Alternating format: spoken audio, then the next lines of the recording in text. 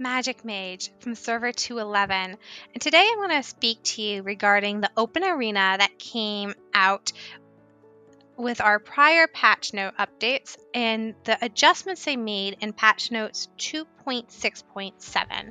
So open arena is only available in Conquest, and that is why I'm bringing you this video from server 211 at this point in time.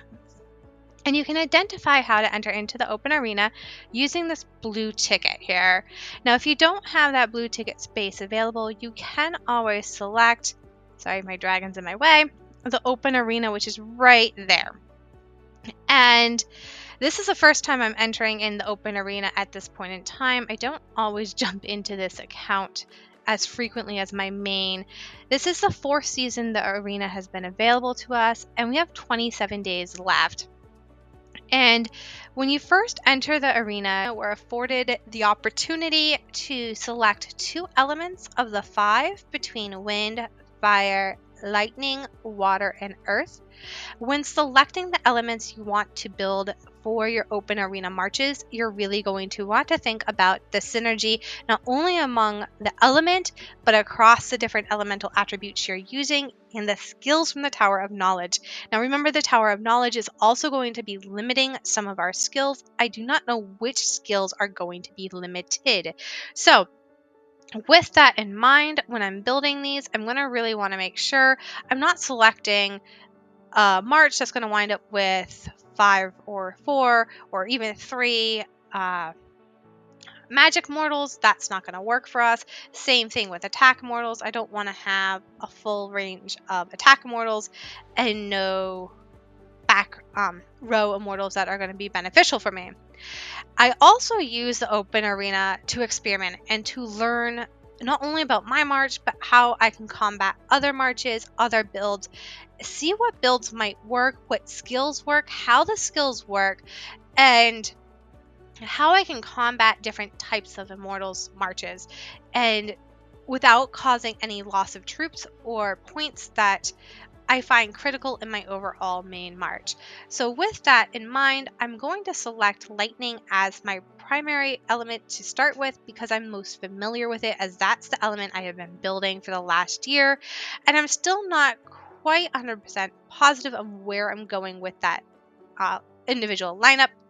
Every time I think I know what I'm going to do, a new immortal comes out, or something changes in the game or evolves in the game where I'm slightly adjusting my overall end march for Conquest. However, I do want to experiment and try out some different things and different skills, particularly the Triss skills, as that is becoming a little bit more available to an everyday user with being able to trade in different skills we're getting within Frostborn Wars.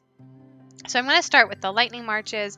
I also know how most of those immortals engage and interact, with the exception of Tok and Darius, because those are conquest immortals that I do not have. I also don't have Lewis, which is also a conquest immortal, but he's a blocked immortal. However, I really do like Khan. I know he's extremely versatile across multiple marches, so I'm going to utilize the lightning march for this open arena season. Now, fire is a great element between Sidonic and Wu. That's a very strong back march lineup. The problem with that is then we have to think about our front march lineup, and that's going to be difficult because Trajan and William are both blocked, and Trajan tends to replace William. So now I know I'll need to either replace that with a Chaos Immortal, which is possible, or either a Holy or a Shadow Immortal in that front row, and the synergies that are going to go along with that fire march.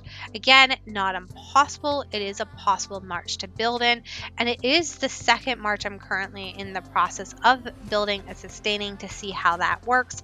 So it may be a good element for me to try and experiment with. The other element that I'm thinking heavily about is the Wind March. Wind March has access still to Hannibal. Hannibal is an extremely strong damage dealer because he increases damage by 45%, And then he'll also cause cleave with normal attacks, which causes a 90% damage to additional nearby targets for 8 seconds. So he's an extremely strong damage dealer, especially if we build his passive skills appropriately. We also have Matilda, and I'm curious to see how she works because she can increase all the allies' energy regain speeds for 20%. And every damage dealt by the ultimate skill, it will also gain 20% for that effect, lasting 1.5 seconds for 9 seconds, stacking up to 3 effects. What's really interesting about her is I'm wondering really actually how she might pair with Khan. And his ultimate skill of that physical damage and the wound for 10 seconds and extending that out. It may be a really interesting pair up against maybe someone like Alexander, who's an extremely heavy damage dealer in that back row, particularly since Hammery is not available. Now, we do know YSG has the ability to transfer units, and he can be worked on as a very strong support or attack immortal depending upon how you use him. He also has a very strong damage rate, and so he has some benefits that is viable that we may even be able to, if we chose to pair over and move over to our building our wind marches here. We do have a good range march she always takes and has a 100% chance of always hitting her target, and that's a pretty significant piece, especially if we're building her damage up. So, and then this individual here also has the possibility of decreasing the dodge rate of our enemy attackers, and then increasing damage by 15% and reducing damage received by 15% for 3 seconds. So he's an interesting immortal too, and I'm curious to see maybe pairing the different immortals for the wind up. The other thing is I'm also looking at the earth, knowing I could build a pretty substantial team if I wanted to with either Pakal the Great, our new Earth Immortal, and test him out in comparison to Charles. And then we can still always go with Alexander. We are afforded special artifacts. We have the ability to use Muhammad, who is extremely strong as well as a Spearman Immortal. So if I choose, I can really see how he can pair with Peter and kind of pairing those together and looking at Peter's ultimate exclusive artifact. We also have Isabella, who's not blocked, and she has some significant damage as well. Her damage is just shy of that of Merlin's, which is really interesting as she's not an epic immortal. The downside with Isabella is you can only attach 2 passive skills and not 3, as she's not an epic immortal, but she does also reduce the damage enemies are receiving, and that's reduced by 20%, and that's done for 5 seconds, which is really a strong attribute. So she inflicts magical damage to one enemy unit, reduces the damage that can be dealt by that enemy unit, and increases the damage that enemy unit's receiving. So that makes her an extremely powerful immortal. She is a magic immortal, which is a benefit as well because we can pair her along side the YSG if we have to make that March lineup work. So I'm really thinking about possibly choosing Earth. That does mean I have to find another immortal that I'm pairing up alongside with Khan, but I might be using either, in that case, a Shadow or a Holy Immortal with a Chaos Immortal as well. So I have a couple of things I'm thinking about. I'm really curious to see how this new immortal works as well. And so I'm wondering whether or not I should go with either lightning and earth, or if I should be tying it back to lightning and fire and learning a little bit more about how those skills compare up. I don't have as many front row alignment immortals that I think would be beneficial for that fire troop. So I think I'm probably going to bypass fire. And then I know I don't want to use water at this time. I used water last time, so I want to experiment with some different immortals this time. And I know we have a lot of opportunities here. I'm trying to think. I'm really thinking about trying to see how wind and lightning go, because I want to try to see. Really, I'm interested about this regain energy piece here, and if that would actually be beneficial in a lightning march if you mix the two together, particularly if we're putting Matilda with Khan and then Toke alongside either this immortal here, which is going to give us blessings and increase dodge value, and then also the damage dealt, which is significant for Khan, and Toke as well. So I'm curious to see just how these immortals might blend together. It might also be interesting to do Matilda with Khan, Salden, and Tayoto is Ami as well. So I'm curious to see, maybe I think I have more options with the lightning and the wind, just looking at the synergy and the different types of marches I can build.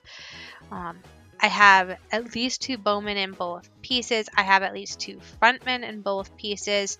I will have options to no magical damage dealers, but that's okay, because that means if I want to use a magic damage dealer in either Holy or Shadow, I have that opportunity. I'll probably be leaning towards Shadow just because they balanced out the damage between Shadow and Holy, so to make them a little bit more balanced. And I also know Shadow works really well with the Lightning Immortals Dragon.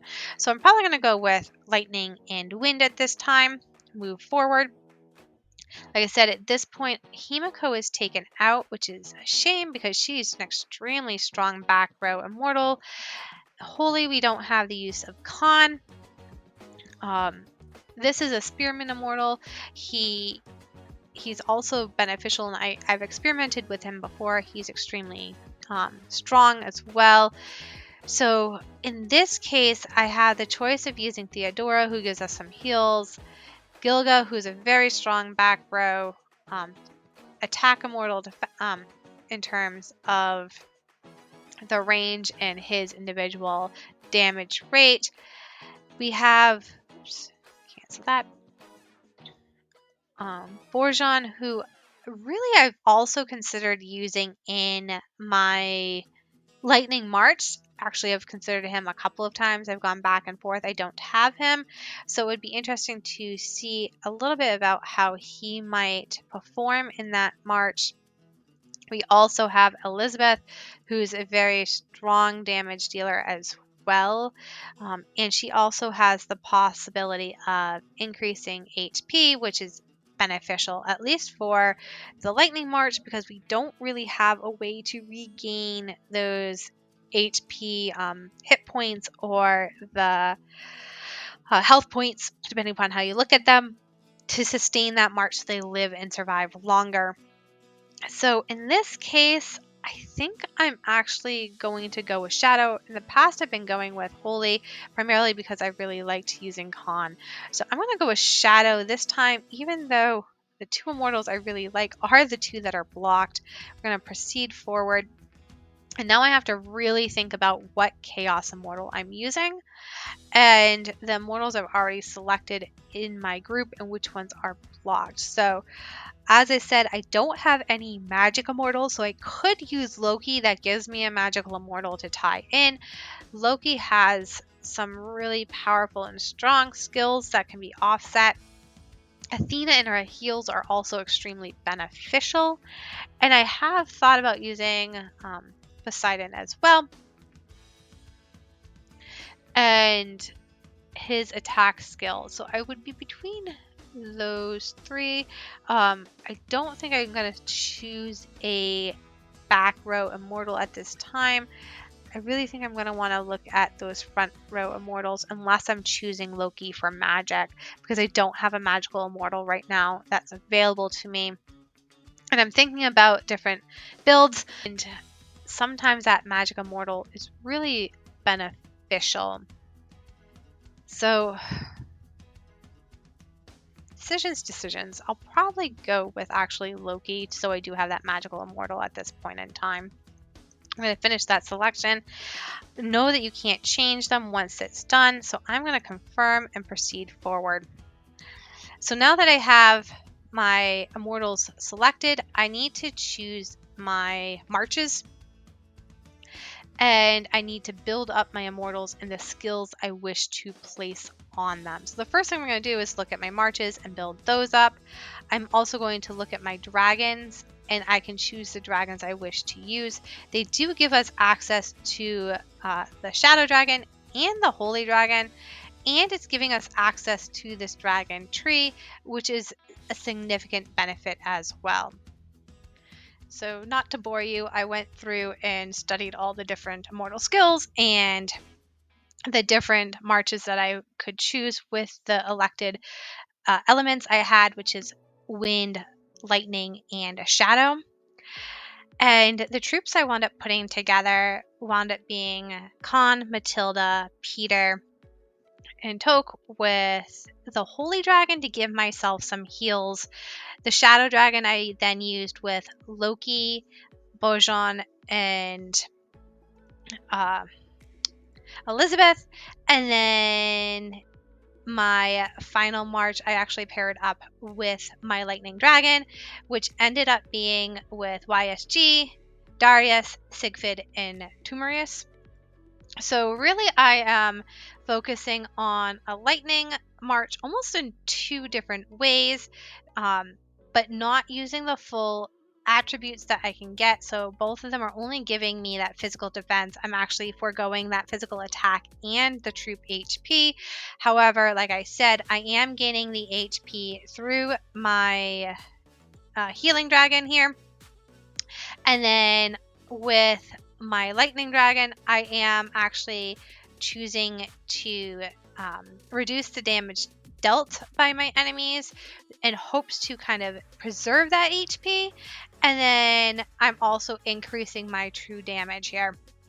And then with my Shadow Dragon, I elected to go with both true damage and with silencing the front row enemies, leaving them unable to gain energy or cast their ultimate skills. And I decided to, because I haven't played in a little bit, I'm a little bit behind in terms of rankings. So I decided to run a full 10 tickets. It cost an extra 100 gems to run the extra 5 tickets, but I wanted to really get some battle reports that I could show and really see for myself how things are working. Right now, I'm still aligned up with most of the game developed marches, so I haven't really had a chance to test myself against marches other members have developed. With this last one I did, Matilda did end up dying, but Peter and Toke and Genghis had sustained for a fairly long time. I was able to really get some good damage, not damage, healing from Toke, which is important because I'm really using him as a defensive immortal right now for myself, and allowing my other members to stay alive as long as I can keep them alive for myself, which is why I chose to use the growth for the added HP, because I want these skills to stay in effect as long as possible for myself.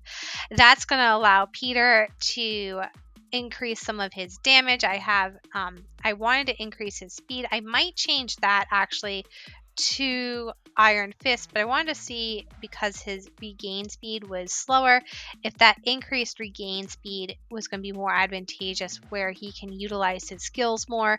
Genghis Khan, I do have the Iron Fist on. He is my main damage dealer.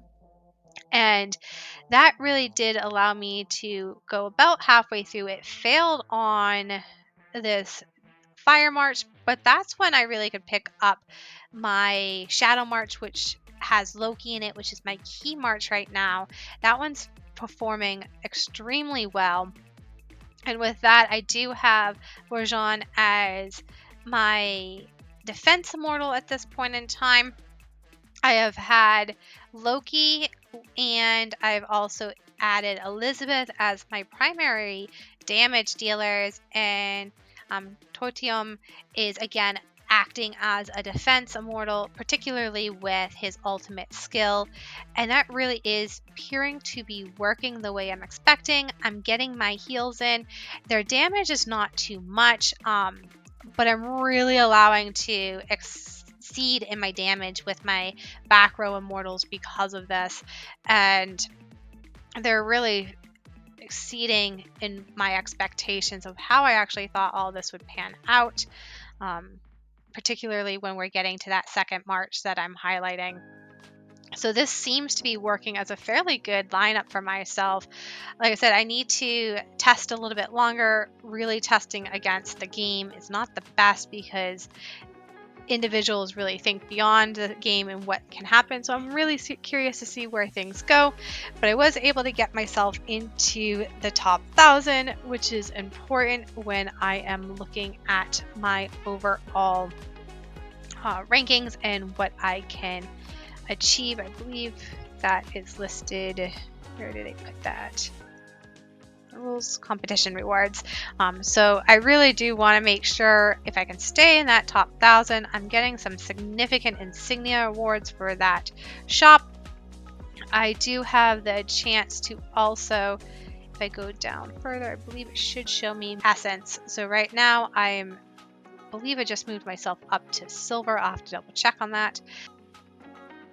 So I did go a little bit further. I spent the extra 300 gems on another 5 tickets, so I can't get any more tickets to progress further, but I did want to get into fighting some actual members, and I was able to find some individuals that were actually members and not game created individuals. And I did look at originally when I defeated against Binu, I was able to sustain myself against their Earth March here, where they actually used both Charles and Pakal together, which is interesting. I wouldn't have thought of using those two defensive immortals next to each other. But they did wind up using those two defensive immortals with Archer and Cleopatra in the back, and they actually were able to take out Genghis Khan, which is one of my main damage dealers, which led to me losing my next battle against their Fire March that they had developed because I didn't have my main damage dealer. What I did wind up losing ultimately to is their Holy Shadow March, even with the new development where it was to balance out both Shadow and Holy a little bit so they were more competitive against each other. And really where it came down to is looking at their Chaos Immortal and how they used Poseidon because of his damage that he was able to put in. I was not able to even keep up with Loki and Elizabeth using as my main damage dealer. So I will have to start thinking about how I can adjust skills to counteract Poseidon in that type of environment. The other individual that I tried, I did take and switch out my last march and put Matilda and Hannibal in this last march with Siegfried and Tomius just to test a couple more theories out. That really didn't work well. Primarily the synergy isn't working as I would want that synergy to work. So I am going to take and play around a little bit more with that piece there. The other loss I had playing again around with some synergies is looking at Steel. Steel used Manco Capasa, I'm probably not saying his name at all right, as his main damage dealer, and it really works well. You can see here that between him and Loki, his damage was significant, but Theodora and her heals really helped play a significant role in that. Even with the heals I was able to obtain and the damages I was able to sustain, it just didn't keep up against his main Holy March when I was facing with the Lightning March that I developed there.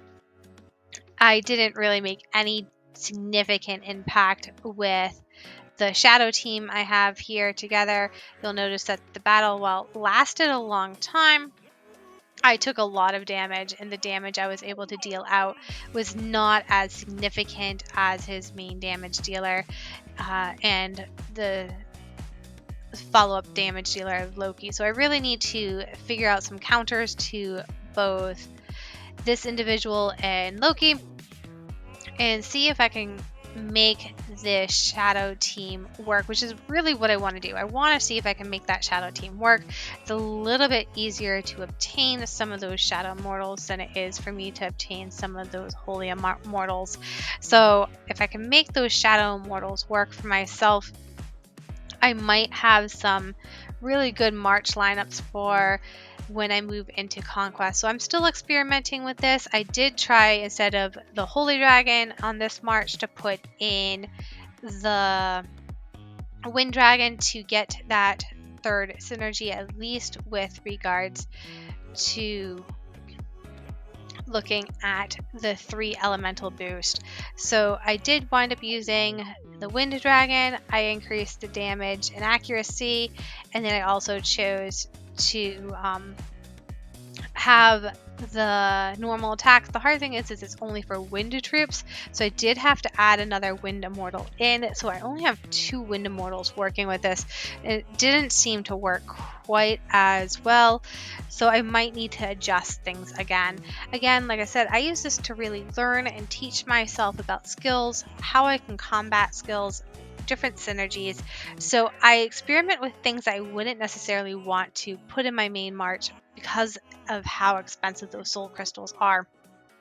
So I also look at the different Triss skills to learn which ones I really want to invest in and when, and if it's going to work across multiple marches or not. So I tend to shift things around, and I'm hoping to learn a little bit more about just these immortals that I have elected for this season. I probably will wind up, for purposes of the open arena, when I bring my main account in, use that Holy March, because that Holy March is so powerful. The dragon is extremely valuable, and it really does help us when you have multiple Holy March immortals to enhance that dragon. The dragon skills enhance them just that much more. There's one last thing I would like to leave you with. As I was exploring a little bit more into the open arena today, I did realize that we do have an indication of what skills are restricted, and it will tell us even which week the skills are restricted for. So this is really important just to make sure you're paying attention to, because they are changed, it looks like, once every 14 days. So just pay attention to these restricted skills and make sure you're adjusting the skills on your immortals accordingly. The other thing is, it will tell you which immortals are being restricted within the overall types of marches that you have elected. And even the immortals that you haven't elected. So you'll notice that I didn't elect water, but I'll see Ramsey is a restricted immortal. You'll also see Toke is a restricted immortal, William, Quinn. So your restricted immortals, before you even go into electing your troops, you can see your immortals and your skills, and that should help you too with building your marches.